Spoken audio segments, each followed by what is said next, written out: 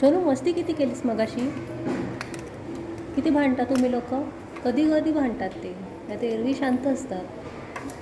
आज काहीतरी मॅटर झालेला दिसतो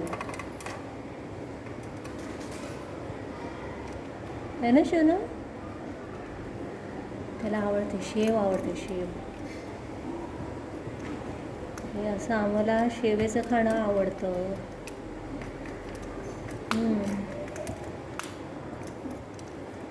सोना हळू खा, नको पटकन खा. पटकन खा सोनू, नाही तर दुसरं कोणतरी येईल. त्या लोकांना ते पण टेन्शन असतं, दुसरं कोण येईल ना, म्हणून ते पटापट खातात.